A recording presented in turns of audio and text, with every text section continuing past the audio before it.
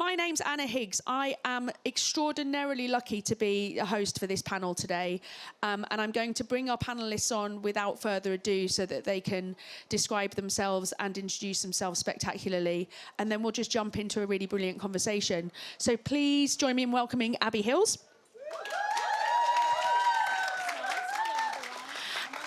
You're that one just there. And Mari, please come on up.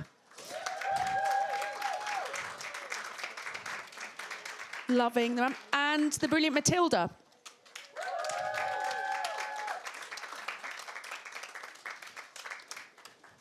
Thank you very much, everyone. We're just going to get everyone a little bit settled with various bits and pieces. But while we're doing that, I will say who I am. I am Anna Higgs. I am a producer. I manage a drama production company called Character 7.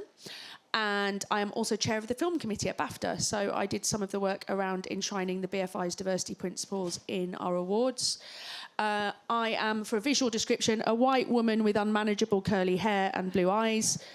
I am wearing a very pink suit that my 10-year-old son says makes me look like a human highlighter. So that was, you know, a morale boost on the way out to Cannes. It's nothing like a child to basically bring you down to size. So that's me. Is that a fairly good visual description for those in the room? There's some nods for everyone listening, so I'm happy with that. I'm also the parent carer of a neurodivergent child, learning a lot about my own neurospiciness as a result of that. And I grew up, I was telling Mari earlier, with a wheelchair-using uncle and learned a lot. It's kind of one of the reasons that I feel very connected to this world, learning a lot about navigating the world and access. Abby, would you like to introduce yourself? Hello. Oh, it does work. Good, good. Hello, everybody. My name's Abby. I'm the founder of the Daisy Hills Company. I'm a talent agent, access coordinator, and just got back into writing and producing as well, which feels pretty good. For a visual description, I'm a white woman with black hair. I've got a white T-shirt on that says, yes, I've tried yoga. Those of you know, you know. I've got a sunflower lanyard on my wrist, and for those of you that don't know, it represents less visible and non-visible disabilities and health conditions. Thank you, Abby. Mari. Yes, I am Mari Sanders. You can hear from my accent that I'm from the Netherlands. I have a sort of Cannes-fitted suit, a blue shirt, and a sandy vest, I would say. A Cannes hat, of course, because this is my first time Cannes and I have to celebrate it by buying a hat. And I'm a white person and with a little bit of red, because I truly believe you cannot burn from the Dutch spring sun, but actually you can. So let that be a lesson for you all. You look spectacularly like the man from Havana today, Mari. I love it. Thank you so much. Matilda. Hey everyone, my name's Matilda Feyiṣayọ Ibini. I'm a writer and filmmaker. I'm a black person with black and red braids, wearing a blue cardigan, pink top, dark blue trousers, and some sparkly shoes. Fantastic, thank you. And we're going to hear lots more about all the amazing work that these three incredible creatives are doing as we go. You've read the précis of this panel. It is about creativity and disability. And some people come to panels about disability and assume it's going to be about access. So I kind of want to level set that it isn't about that, because you should all know about that already. It's not controversial. It should just be a given. Sadly, it's not. Hot take. However, so what we're going to do is do a little bit of discussion about that so that we do definitely have a shared understanding in the room, that everyone understands what those kind of access and inclusion barriers are. And then we're going to move on to the really exciting bit, the creative bit, talking about writing and casting and directing and the importance of representation. But just to be, again, to level set and align us all around it, I'm going to remind us of the BFI kind of cultural approach to disability. And we encourage the use of the social model as a way of understanding that disability is a barrier put in place by society. And those barriers can take various forms. They can be environment, so inaccessible buildings and services. Very happy to see, for the first time in my remembering, a ramp in the UK Pavilion. Attitudes, such as stereotyping, discrimination, prejudice, and ableism. Or organisations, which can include inflexible policies, practices and procedures, which, you know, we might get talking about how such an organisation informally may be a set. But we'll get onto that in a mo. And there's loads more information on the BFI website. So, Abby, as one of your multi-hyphenated, incredible mogul jobs, you are an access coordinator. So could you tell us a little bit about, as quickly as possible, how that works and your experience of it? Sure. I guess the easiest way to kind of describe it is I am sort of the middleman in my own department to support a production in being more accessible, whether it's for the cast, the crew, the production office, the build, anything. So I'll be there to support the individuals, but firstly I'm there for the production, and I am the middleman that makes the things happen so that things don't get forgotten, like accessible trailers and quiet rooms and things like that. Does that make sense, Yeah. do you think? And it's not rocket science, No, exactly. and it's not really all that complicated. No, and it's ironic because it's my job, but I say ideally in a few years I don't want to have this job because I want people to already be doing the thing. And we don't even want to be doing this panel, like, to be honest, in the want to go future. home. Today we do. This is going to be great. But yeah, I'm always questing after the times when you don't have to continue talking about things. I'm getting nods from the rest of the panel. Great. And I also think that one of the things I found when I worked at Casarotto and developed an access team there who represent your work as an access coordinator is actually an access coordinator can help lots of people discover their own access requirements, and it's really interesting how much more inclusive and level setting it makes a set beyond the very obvious, oh, this person is a wheelchair user and we need to think about how we work with them. So it's really interesting how it's actually improving a rising tide lifting all boats on a TV or film set. So we're going to get into much more creative territory. And Matilda, do you want to talk to us about a little bit kind of the approach of how you found kind of working in the industry and where your kind of passions for storytelling have come from?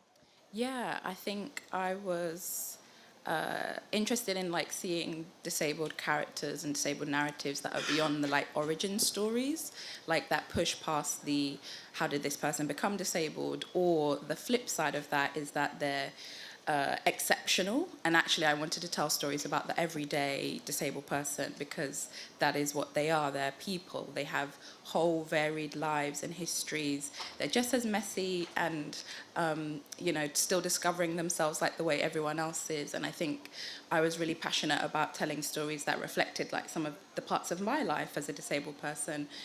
So I'm often drawn to a lot of coming of age stories because one, I believe we continually come of age at various points in life, but also how those milestones are slightly different when you're disabled. And they're just as interesting, they're just as complex, they're just as entertaining. And I've found, especially as a writer, I've had a mixed experience of the industry, to put it politely, that in terms of like commissioning, whether it's writing for TV, writing for audio, writing for film, I feel like I'm drawn to writing for film particularly because I like long form stories. I like to get to the end. I want to know what happens. But also there is still a lot to do because the industry reflects real life. So if there are systemic issues in our world, they will be replicated in the industry. And so having to learn and work with different production companies and producers on working in more flexible ways, around flexible deadlines.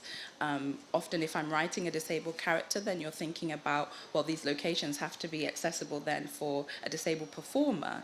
And something that I've been really interested in doing is when I'm writing characters, I'm not specifying too heavily what the disability or condition is, that actually I'm leaving room for the performer to fill that in. That actually I want as many different types of disabled performers to be able to be cast in my work. So there's a gap in terms of a character could be a wheelchair user, but they can be ambulatory wheelchair user, they could be a full-time wheelchair user, they could be whatever, that actually I love the collaboration and that process, that I leave gaps in my work so that performers can feel that they can find their version of that character. Yeah. That's fantastic. Thank you. Mari, do you want to build on that with your work? Yes, I think I totally agree in the sense that I think that disability is a wonderful subject itself. It's a comment on the human condition, if you say it philosophically. Like, we all have bodies, and if at a certain point some part of your body acts differently from birth or later on in life, things happen, and we want films that show us characters that are struggling. And I think that the biggest problem when we're talking about narrative structures is that often non-disabled people or writers think that the disability itself is the struggle. But it's just an extra depth to the character, and I love to see it more in that regard. And of course, the disability can be a part of the struggle. I mean, it is a fun scene if you, I don't know, you can make lots of funny scenes with disability. I mean, I love that when people, for instance, are getting very uncomfortable. That's what my favorite humor is, and everywhere I go, that happens, or often. So it's really a spring of inspiration for me. But in the end, you're telling a universal story. You're telling a story of how it is to be human, and what it is to be human, and how to adapt as a human being. So that's why I'm totally in love with the subject in many ways. Like my girlfriend used to say, like there are so many, because at a certain point I was very worried that I don't want to be the wheelchair director and doing all the time disability and talk about disability. And she was very smart. She said there are so many Russian writers, alcoholic Russian writers, talking about the whole oeuvre, about themselves and about being white and alcoholic. Why can't you talk about disability? That's a far richer subject in the end. And she's totally right. I can tell my whole life stories about disability without repeating myself, I'm pretty sure. Murray Sanders, the Dostoevsky of disabled directing. Is that what we're saying? Chill. You're raising the bar up there. I like your girlfriend's support and challenge, though. We all need those people in our lives. She is a disabled academic, so it's very happy that I can... Okay, so she unpicks and critiques things. And that's quite interesting. I'm just adding what you were saying. She was also, at a certain point, she was like, I'm done translating for normal people, the normies, what my disability is. So I'm going to write a book especially for disabled people. And we didn't expect, but it became a bestseller. Wow. Because if you just forget translating and really start to tell stories, it's a universal story. And everybody is kind of gets attracted to it. So I think that was that gave me a lot of hope. Yeah. It's definitely something that Barry Jenkins says, by telling the most specific story, you make it the most universal. And I think that is a truth that is resonant across the board, whatever the intersection is. And Abby, we talked a little bit about practicalities, but you're an actor. You've worked as somebody who's now moving into writing and producing. Can you build on what Murray and Matilda have talked about and how you're bringing that experience of being in front of the camera and expected to portray such roles? Yeah, I'm excited about this because one of my new projects is I'm kind of flipping a genre that I haven't seen a lot of disabled representation in gangster films, but we can talk about that later. But I just think like having a disability or having a disabled character doesn't need to be the defining characteristic. It's just part of it. It's like, oh, they wear blue shoes. An incidental portrayal, you mean? Exactly. Yeah. I think that's what we need to be doing. And then for other writers, producers, directors who perhaps don't have lived experience or aren't comfortable telling those stories, the fear gets away from that a little bit. It becomes less intimidating because it's like, oh, we can actually build this in, and it doesn't need to be the character that we feel sorry for or the character that's just in the background. You know, we can actually have these really amazing nuanced stories that are fun. I think we were talking about this earlier, Matilda, weren't we? That we want to have fun with these characters and fun with these stories and with our stories as well. And it's interesting that you've talked about, all three of you have touched on the kind of the saints or the sinners or the exceptional, or the kind of, I dare to say it, the inspiration porn of it all. Yeah. Does anyone want to talk a little bit about that for those that don't know? Because it's quite a big political debate within kind of disabled creative community. Yeah. I think I have a little bit to say on it because so I have cerebral palsy that presents as largely non-visible, and all the time I hear, oh, you hide it so well. And I'm like, ugh, I'm not trying to hide anything. And so for me, that's the thing. Oh, you're doing amazing because in spite of that. I think the in spite thing is the language that I really don't like. Because it's like, why have you got a problem with it? Why are you trying to, it feels like somebody is trying to push on you that your body and your mind are acting against you. And actually, like, I'm really proud of my cerebral palsy. And I said to you outside, I don't think I'd be working in this industry, to be honest, if I didn't have it, because it's made me really strong, not in an inspiration porn way. And I can say it because it's my thing, you know? Yeah. And you were talking earlier, and Matilda and Murray, I'd love you to chip in on this, in terms of working with non-disabled collaborators, partners, that sense of the power of lived experience, and particularly, you know, work that David Proud and Andrew Miller have been doing, the kind of nothing about us without us rule. What's your experience in that, in terms of collaborating and overcoming that early discomfort and finding a place of challenge and co-learning? I think inspiration porn is often from the non-disabled lens. It's a kind of palatable version of how can we see, interpret, accept disabled bodies or narratives.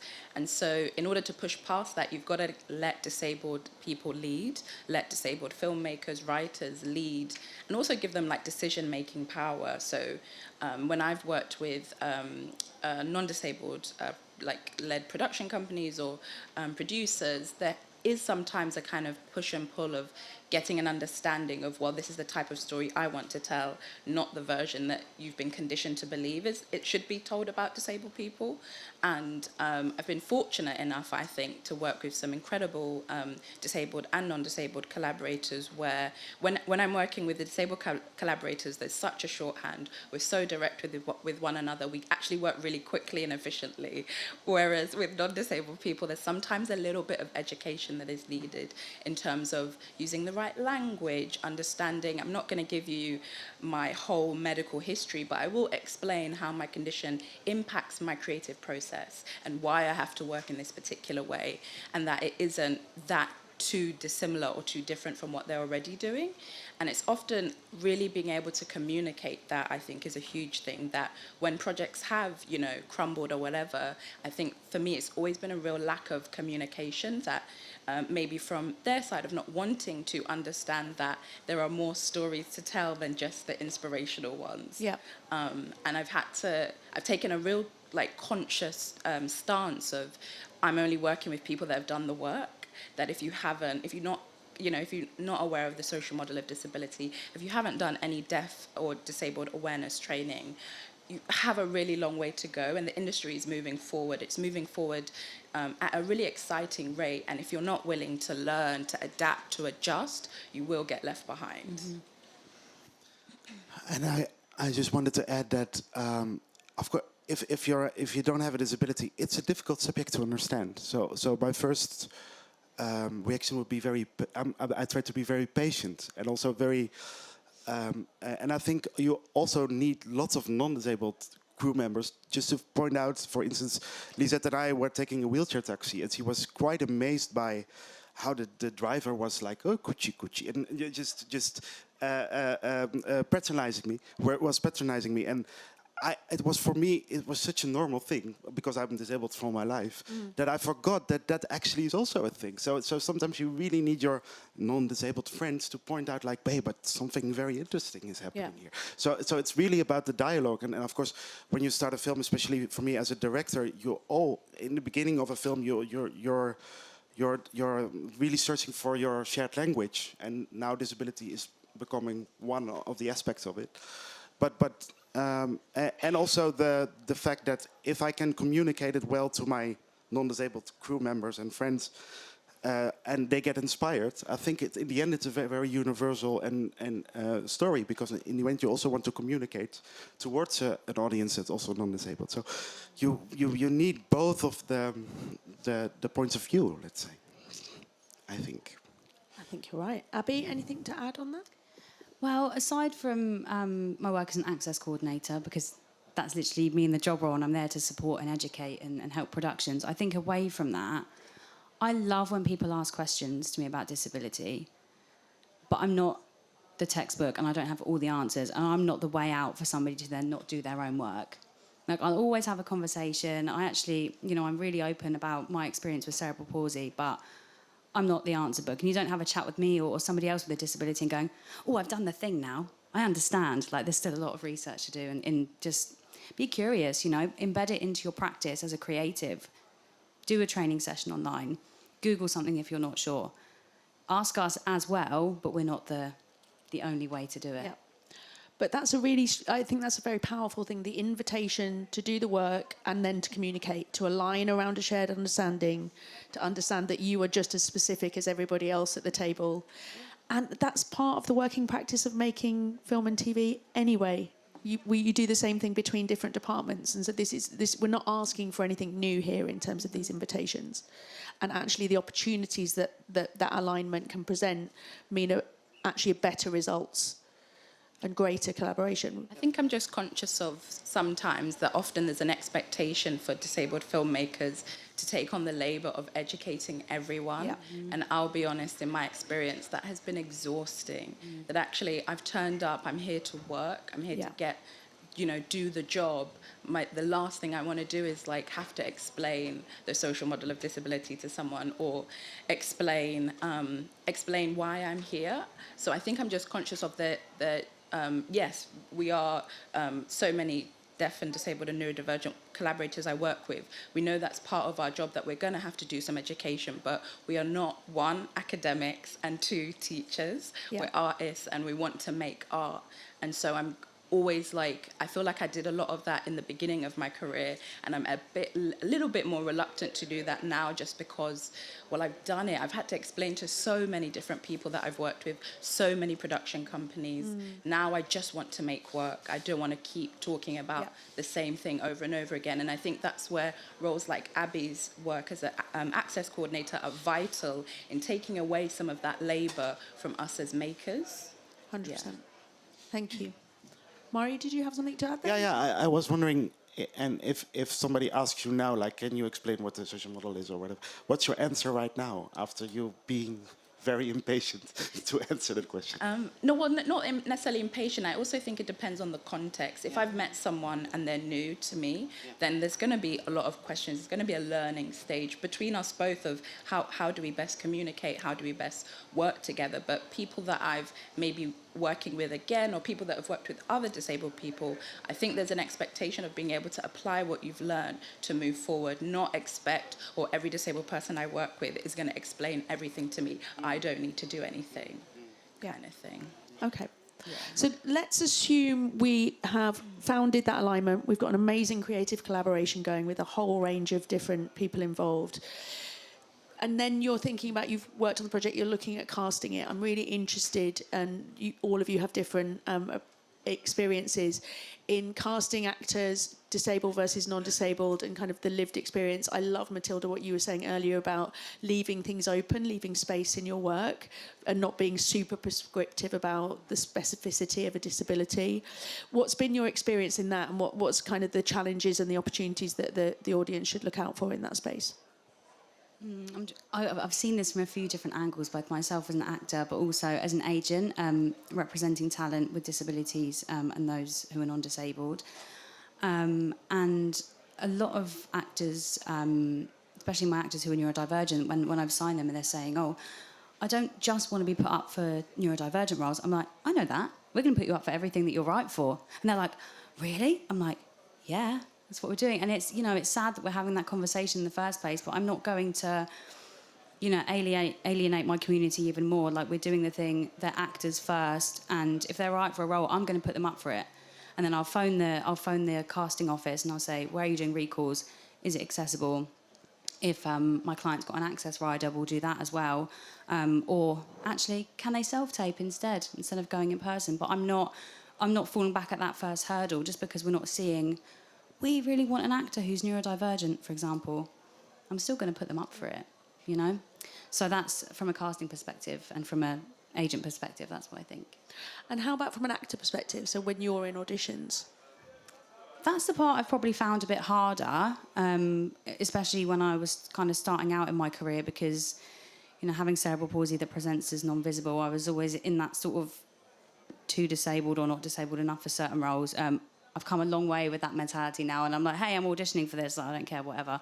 And my ADHD has forgotten the question. What was the question, Anna? Is your experience as an actor in that casting process? You said it was harder at the beginning. Yeah. Where are you feeling now? Have you reached a level of comfort? Definitely more unapologetic, but I think my work as an access coordinator has kind of embedded that because I'm doing the work I'm doing the work now that I needed, and I don't think that I should lose out, miss out, feel anxious, feel not enough, feel too much, all of that stuff, which actually isn't just specific to being a disabled actor either. I think a lot of actors feel that in a casting room, right? Am I right for this? Am I not? But I just go for it now. Amazing. And Mari? Yeah, I would like to add, because I'm working on my first feature now at the moment, and it's a story about two disabled characters. And in the Netherlands, we are still searching for how to go ahead in the subject. So in the beginning, we did a casting call, like searching disabled talents between the 16 and 24, and we worked with one of the best casting agencies around. So she shared that invitation, let's say, at the casting call, and there was 0 reactions. And then after that, I shared it on my social media, and I have a little bit. I've made documentaries about disability, so people know me. And we had 80 reactions in 1 weekend. So that told me there was just a huge wall, at least in the Netherlands, between disabled talent and the film and the traditional television industry. So we've decided, like, okay, if there are so many talents hidden, I don't want to go into a standard casting process of me behind the table and saying, like, be vulnerable in front of my table, and the next one, let's do it differently. Let's reinvent the casting process. So we asked the 10 most talented people, not mentioning the disability. I mean, there's a lot of different disabilities because I let lots of things in the script open. And we decided to organize 2 weekends that they get and I collaborated with an acting coach who was giving them acting lessons, and I was just casting on the side. And the amazing thing happened, and it's one of the most moving weekends in my whole life, because there was so much creative energy. Yeah. All of a sudden, you had all that talent that were, they felt like, whoa, I'm not alone. There are 10 people like me.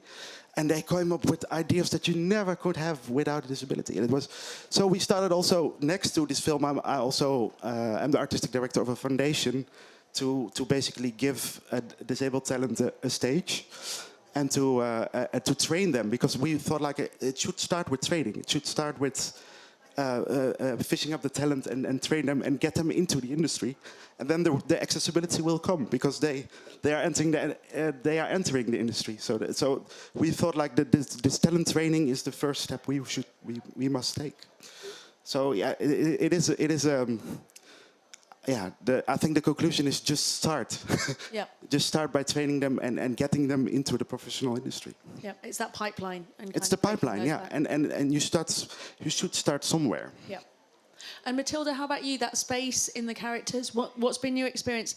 I'm fascinated for your writing of how you've hit challenge, but you've also had that's impacted your own writing, and it's become a virtuous circle. Yeah, so I'm currently working on my debut feature. It's a comedy horror about a disabled woman who finds this great, perfect carer, almost too good to be true, until she discovers that she's a serial killer, and they end up tag teaming to take down... I am so on board with this film already. They end up tag teaming to take down local social services like dodgy social workers and agencies. Yes, mate. Come on, what a pitch. Opening night of Cannes Film Festival 2027, please. Thank you, right? And so it's been a hell of a lot of fun, actually, in terms of casting. I think in the UK, though there still is a lot of progress that needs to be made, there are so many initiatives in terms of disabled-led theatre companies training actors of various disabilities. We've got a Spotlight, which is a database for all actors across the UK to join, and they also have filters so that you can filter if you're looking for specific actors who are visually impaired, who are deaf, etc. There are so many kind of ways of being able to reach disabled talent in the UK, I'd say.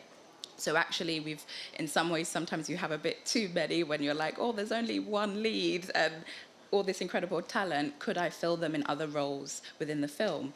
And that's been a really exciting conversation to have because actually, yeah, and I think it's something I do in all of my work in terms of not being too prescriptive about what the disability is, and that actually are right around the performer, that if we find the right person who's got the right skills, the right comedic timing, or is great at really emotional, high dramatic stakes, actually the script, it's not hard to adjust the script and make tweaks to make it work for that performer, rather than being overly prescriptive and saying we need to find someone who is paralyzed from the waist down and has this type of injury, etc. Actually opens up a lot of the storytelling. It opens up the beats. It opens up what's possible within the narrative that you may not have been able to get to on your own until you've cast that person. So I think casting is really thinking about casting when working with deaf, disabled, neurodivergent talent is often just keeping an open mind, that keep the door open to that this character may not have been written as a disabled character, cast them that way, see what happens, see how that changes the narrative, see how that changes the dynamic within a scene. It's such an exciting thing. I can't describe how exciting it is when something I've written, we've then cast, and it's changed, and it's added a whole different layer to the performance, to the story, to that moment. Your face is lighting up at the thought of the alchemy of it all. I love it. You can see the energy. And then I think let's move on, because we need to make sure we can get some questions from the audience. So please do start thinking of, you have an opportunity to ask these brilliant 3 questions and dig into more of what they've said. I could get them to dig into more of everything that they've already said for about 3 hours, but we'd miss all the other stuff and I'd be in trouble. But moving on from casting, talk to us about the production process. And again, we've level set on the kind of access of it all, but talk to us about that as the creative alchemy of moving into that stage and your experiences there. Anyone? You mean from the script on? So yeah. So you're making the movie now. Yeah, which is fun. No, I think what my producers and I are doing is really also having fun in reinventing the film set. Like, okay, in the Netherlands we didn't make that many films with people with real disabilities, I'm ashamed to say, and also not with like in my movie there are like 12 people with disabilities all of a sudden. So we have to really think of access needs to really do the practical work, and also see like how can we. I mean, for me as a director, it's what you were also saying in the beginning. For me, it's very normal to ask my crew, what do you need to be in the best position, in your most creative position. And that's also the same thing I would ask to my disabled actors. And if that means like a 15-minute break between scenes, or just a rest, or there was one young disabled talent, Casper, who was telling me like, I am an actor, but I can never do a theater play because I don't have the energy. But film is the perfect art for me, because I have to do 5 minutes of real intense acting, and then I can just lay and rest and let you prepare the next one. so in the end, maybe film is a very, very accessible art form if we try to see it in that light. And I also like to see how the creative process and also the idea of, okay, maybe we can just leave the disability open in this scene and see what happens if we add a certain type of disability, and then the humor starts and we can start improvising. And so it's a whole different ballgame, and it's a whole different way of working. And I think in the end, if you make a very accessible film set adapted to the people that are actually carrying the film, everybody is happy. Also my DOP who has kids, and it's just another. It could be a very good excuse to make the film set a better place for all of us. I think that idea of reinventing it for parents, carers, for all sorts of intersections is a much needed and overdue thing. Abby, how about you? So I was chatting to a stunt choreographer. There we go, stunt choreographer last night, because the script that I'm working on at the moment has got a big shootout scene at the end, and I'm leaving the casting open, but I was having a really interesting conversation with him, and I was like, how would we do this? You know, because when I'm hiring, not if, it's when I'm hiring disabled actors to be part of this project, I'd really love to know, in your experience as somebody who doesn't live with disability, but you're a stunt guy, right? And you choreograph these bits, how would you do it? And then I said to him, within this, I know an amazing dance troupe of wheelchair dancers who I would also love to bring in, although they're not from the film world. They're in shows and they're doing flips in the air, and like some of the videos I've seen are absolutely amazing. So I'm really excited to bring those two people together to kind of see. I'm on board this film as well now. A wheelchair dancing shootout end sequence. Well, Yes, I just please. think like dancers, it's the choreography thing, isn't it? And they'll know kind of with the expertise of the stunt guy. It's going to be really cool. An amazing collaboration, that mix of, because they are all responsible for movement and connection and safety and I think the aftermath as well of like realistically how bodies feel after doing something like that. Everyone's experience is going to be different, of course, but I certainly know that, you know, I've never really done stunts or anything like that, but even after a 6 or 8 hour day on set, I'm like, a bit sore, a bit of chronic fatigue happening here, but yeah. Yep. How about you, Matilda?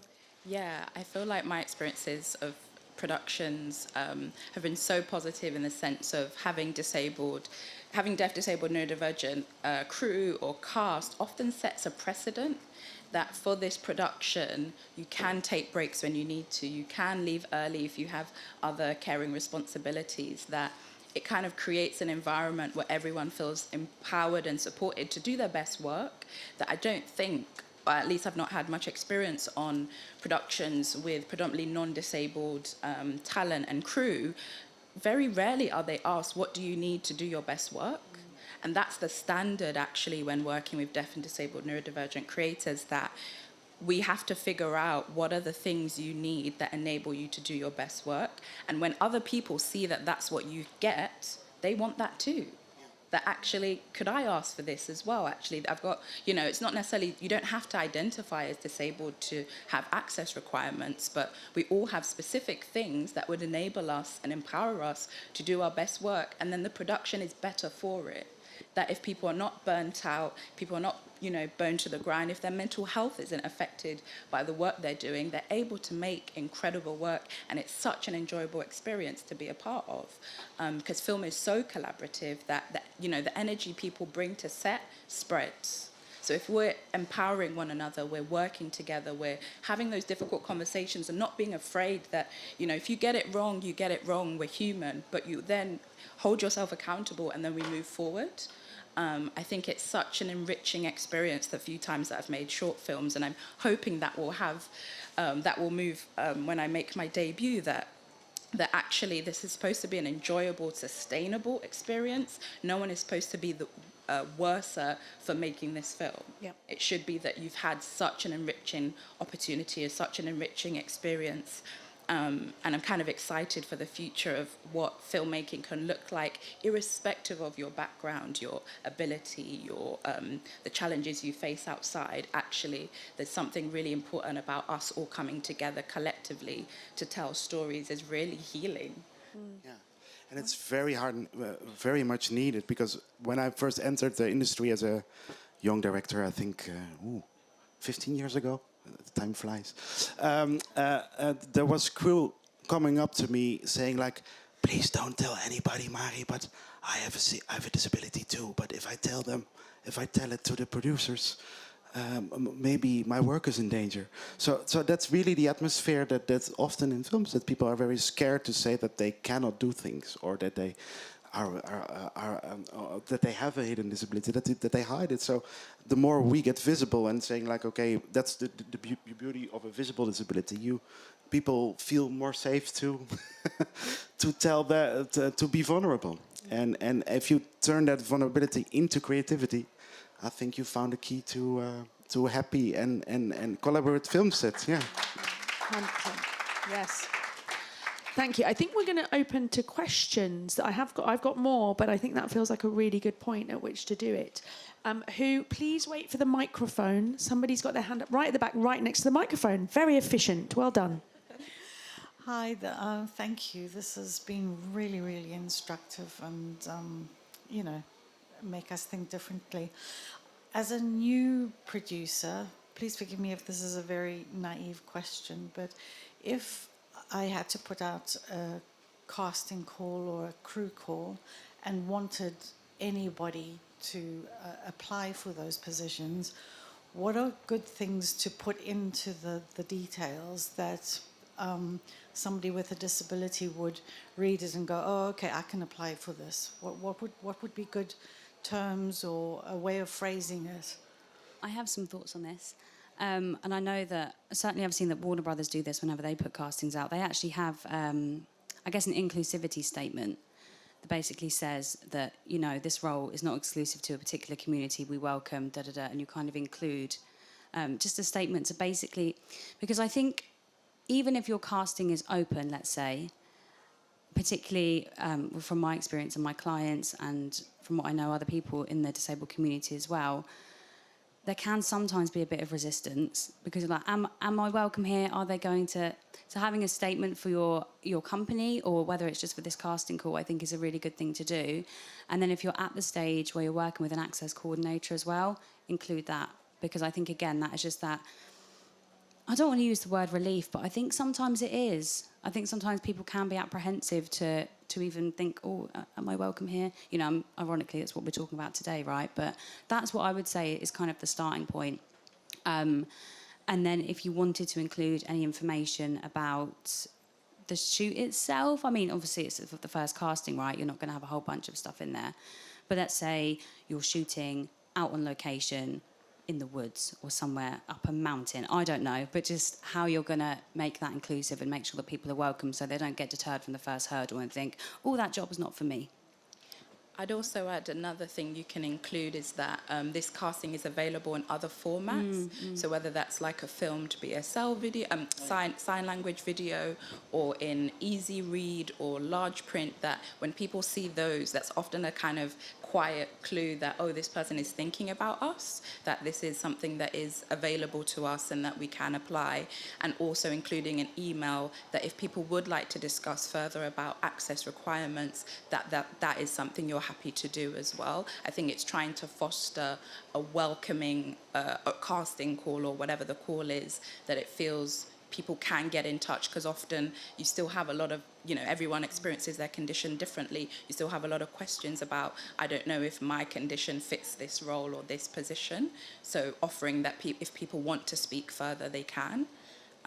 Well, could I add something really quickly? Sorry, it just made me think of something. Be clear about the timing, because I know particularly with commercial castings, they're like, we need this tape back tomorrow, or even in 6 hours' time. So I think being really mindful of your time frame, and maybe having a statement within that saying if you would like more time, or, you know, just have that offering. Because, again, I think sometimes people will be like, well, you know, I need to get a reader. I take a little bit longer to process. How am I going to print out the script? Have I got the coloured paper that I need? So timing, I think, is huge as well. And also think of your crew. We asked our disabled talent at a certain point, why did you react to our casting call? Because they were really talking to themselves like, yeah, I don't want to react to that casting call. I have to play a blind girl again and then I have an inspiration point. I said, why did you answer to our casting call? I said, yeah, because you were the director. Because you were in a wheelchair yourself. We feel safe. So if you have lots of people with disabilities in leading positions and proud of that, that really opens doors, I think. And I would add a very quick pitch is access coordinators aren't just for the shoot, and they aren't just like you bolt them on as a thing of going, look, I can tick the BFI form now. You can have access coordinators in a development workshop. You can have them working with a writer. You can talk to somebody like Abby for an hour who will help you with that language and will tell you that, no, you need to do it in this level font and you shouldn't capitalise things. And some of the stuff that I've been learning as I go is extraordinary. And an access coordinator can be the most amazing person for making that right across the board and helping you get crew and doing exactly that. So it's not just you're on talent. Here, look, it's very performative. We have some disabled players. You're actually staffing and building experience there the whole way through. And please make mistakes. Please you have to take, I mean, you have to learn things. That it's about an attitude more than doing everything exactly right. Growth mindset is a good way of putting it. We had a hand shot up here and then we'll come to the back here. Just first person in the white shirt, and then I'll go blue shirt, and then I'll come to lovely white jacket. Hi, I've got a question about funding and how the access coordination line is like a separate line item. And actually, if you're making reasonable adjustments to a whole production, should that not just be in those lines? So you're taking extra time. Like I've got a reverse rom-com about Parkinson's disease, where the lived experience of the writer-director means he needs to work 3 days on and then 1 day off. And so I would just like to write that in the budget without it being an access line. I'm just interested in your thoughts on that, whether the goal of not having access coordinators is not having access coordination budget lines.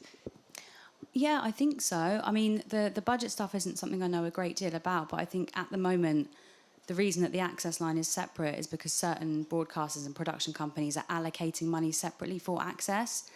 That's my knowledge on it. I don't know. Anna, you might know a bit I would more. say yes, but I'm very bolshy, so I might not be giving you the best advice.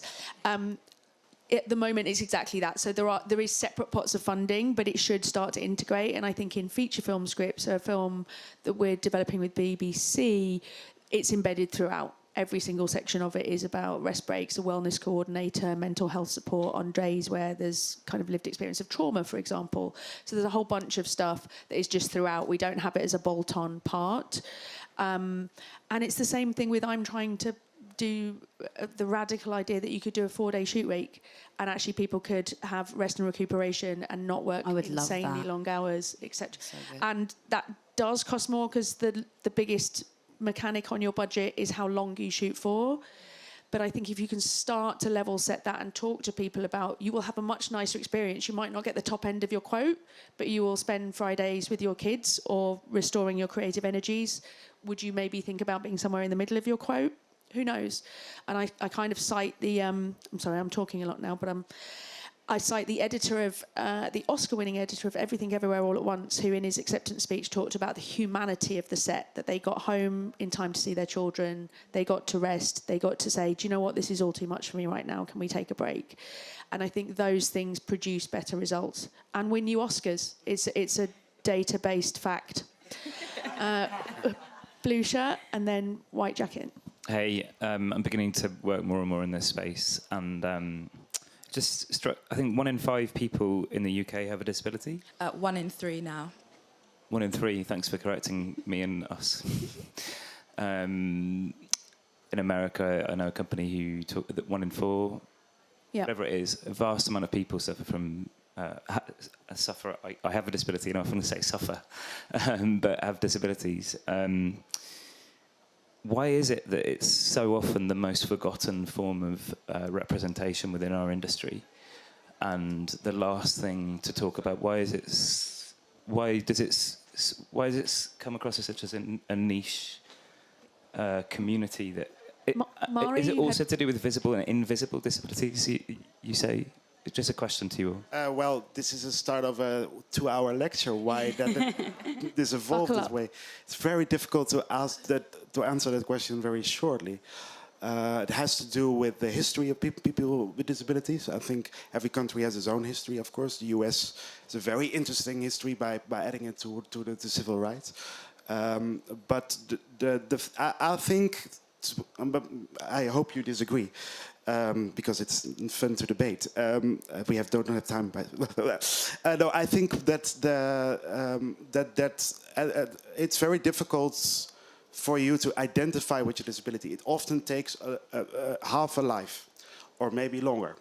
For some people, it will never. You somehow have to get out of the closet, saying, "I'm disabled, and it affects my life." And from that stage on, your journey starts. And if that moment is delayed. Because you feel unsafe to say or whatever, it's difficult to emancipate yourself because you're not in comfort with your own disability yet. I think that's a very important part of the question. And the other part of the answer is just marginalization for centuries, and it's a very tough and hard fight back into the stage.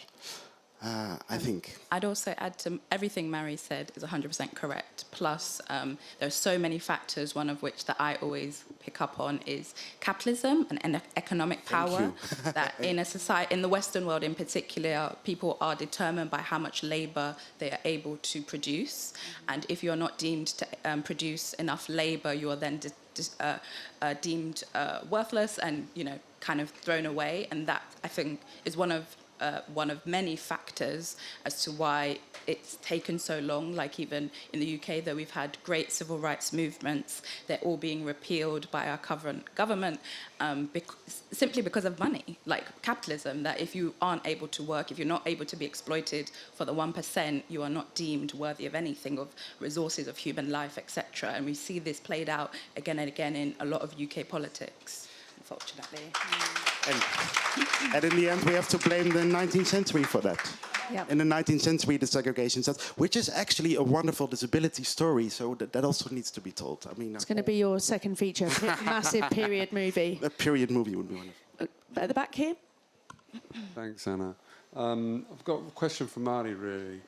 So, with Get Up, Stand Up, your feature, a little bird told me that the Netherlands Film Funds were going to come with a top-up funding to help make the set more accessible. Can you tell us a little bit more about that, please? I was saving that good news for the end. Oh, well, we're nearly at the end, so Sam's done us a favour. Thanks, Sam, for teeing us up. No worries, but it's actually true. We have to thank you, as our neighbours, the BFI, for inspiring the Dutch Film Fund, because they felt like, okay, we also need to set money apart for making the film industry accessible. And I have the honor to make the first feature that will be included. So and that all started with a panel in Rotterdam. So thank you. Thank you. So that's really...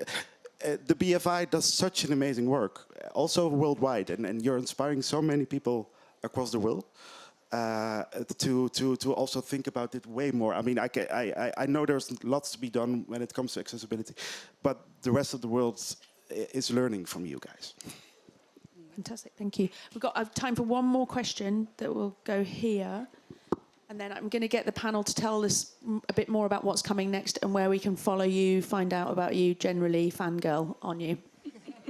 I just wanted to say thanks so much for doing this panel. It's been really, really just wonderful to hear from you all. I work as part of a film company which supports deaf, disabled and neurodivergent talent called Beacon Films up in the northeast. And I'm working as part of a project called Inclusive Lens. So we're essentially trying to educate production companies, commissioners, across the board, but also bringing disabled talent together. So my question for you is, what more should production companies be doing for disabled talent, both on and off screen? We could answer this stuff all day long, couldn't we? We've all got so much to say. Also, I wanted to meet you for a while, so hello, I know a lot about your company. Start training your team. You know, like... Screen skills kind of is the base point for quick training, but really do it. It needs to come from the top down. It really does. It needs to be, you know, when you're doing your crew start forms or you're doing your driver decks, it should be within that, really, that people are getting trained, even if it is that basic, small level, just to have baseline understanding. That's vital to me. And train disabled talent, in the sense that lots of doors are closed for people with disabilities in the Netherlands, just because of very banal things like the theater lesson is on the second floor and there's no elevator. I mean, there are so many small things that makes it very difficult for disabled talent to really get up to speed. And I think the answer is there, to just also to make lots of funding available for training young actors. And crew, of course. Yeah, kind of everything that's been said. Plus, I feel like credits, people need experience, they need opportunities. So not unpaid internships, but paid opportunities to shadow directors, to be in development rooms, to be in writers' rooms, opportunities to go to film festivals, all of that and above that. Disabled people's time is also recompensed, is really important, even when you're training. Yeah. And my big thing is I want schemes that are about supporting emerging talent to do more than a one-off. Give them two things, because they'll learn on the first and then apply that on the second. I think it's very hard to not do the one. And be the change you want to see. So I now barrel into people's offices and go, there's no lift. This is and I literally kind of walk around and go, how would I get in here if I had mobility issues? And everyone's like, what? Who is this mad woman? But I'm fine with that. I think the train your team is a really good point. There's a really business textbook phrase, but it's quite useful to remember, is culture eats strategy for breakfast. So if your company culture isn't inclusive, you can have all of the claims and statements that you want, but if you're not living it, you won't be achieving it. And I think that's quite a good just picture like Tony the Tiger eating something. I don't know, that's how I do it, very, very visual memory. We've got one more question. You were burning, so then I've got to stop. My ADHD stopped me from raising my hand quickly. I saw you have a panic. Oh my God, I forgot. Thank you so much. 2 quick questions. I know they're both very quick to answer. Number one, do they have training for access coordinators? They do. Where? I guess I should have said where. Where could I get training? In the UK, it's Screen Skills. They're the sort of main one. They do a cohort sort of once a year now, I think. Okay, Yeah. I'm gonna look that up. Thank you, because I don't think we have it in the U.S. yet. Number two, I'm learning. I think that is the term neurodivergent equivalent to what we call mental illness in America. No, they're different, at least to my understanding, and I think everybody is probably going to agree. Neurodivergence is covering sort of ADHD, autism, whereas, you know, mental health is very separate. So I talk about this a lot in my work as an access coordinator, because somebody may come to me and say, oh, I have anxiety or PTSD, and I'm not mentally health trained. So I would know where to kind of signpost for that support within production, but that is not my wheelhouse, and I'm not qualified to do that. So yeah, in the UK they're separate, but I don't know about the States. And a great production should have an access coordinator and a wellbeing coordinator. Mm-hmm. Okay. So they would look. So does that mean that PTSD is not considered a disability in the UK? I don't know. Yeah, I if think I'm it depends, and I jumping, think reaching from what you're saying. I think Yeah, what that's would happen, what I'm and in getting. my experience, if I met somebody who has that, they would speak to the wellbeing coordinator, who would then come back to me, and then we'd create the adjustments. Okay. Because, you know, I can absolutely support that person with the practical stuff, be it a quiet room, sensory support, anything that they need, right? But in the first instance, I'm not the person to listen and provide the mental health stuff, but I absolutely work in that Venn diagram with the wellbeing coordinator to then shift it back so that this person has all the support they need. Awesome. Thank you for your question. Thank I'm going to get everyone to really quickly say what's next. I'm so excited. Matilda. Serial killer comedy coming soon. Yes. And where can we follow you? On Instagram? Yeah, Instagram's fine. Yeah. Okay. I'm not Find very- Matilda on yeah. Instagram. Yes, yeah. Mari. Yes. Two things. I made a web series with the young talents that I mentioned before, airing on Sunday in the Netherlands. 5 episodes. I'm playing an evil version of myself. Or are you? Yeah, that's up to you to decide. Filmmaker Mari Sanders thinks that youngsters with disabilities should interact more with society, so he thought of a boot camp with a very bad coach, working coach kind of thing. And that boot camp goes completely out of hand. I won't survive the whole... Oh, that's a plot. That's a plot. No spoilers. But people will think it's a documentary first, so it's a mockumentary. Fantastic. And the other thing, of course, Get Up, Stand Up. I'm working super hard now to make it all happen. We start shooting in September. Yay. And we're working also with lots of talented people from the Netherlands and Greece. And it's going to be a very beautiful poem about all aspects of a disability later in life and a disability as long for basically having your disability all your life. It's about Vera, who is a girl trying to find answers in life, get hit by a truck, has to reinvent her life and meets a person who's in a wheelchair all his life. And they hate each other, but they cannot do without each other. So it's a coming out story. It's a coming out story basically. Yeah, Abby. about mourning and disability. Sorry. Love it. Thank you. Too prolific. You've got too many things to tell us about. Abby. I've got a short in post at the moment because I've just stepped back into producing, and I'm developing my gangster feature film as well. Yes. Yeah. With dancing. Gangsters with dancing. Thank you so much. You can find me Anna Higstagram. On Instagram I try and point to amazing work the whole time and shout out when there's panels and stuff. I also post ridiculous stuff about swimming in cold water, so you can unfollow me immediately. Thank you so much. This has been an incredible session for me. I've learned a lot, and I cannot wait to see what these wonderful filmmakers do next. Please join me in thanking them for their time and their expertise.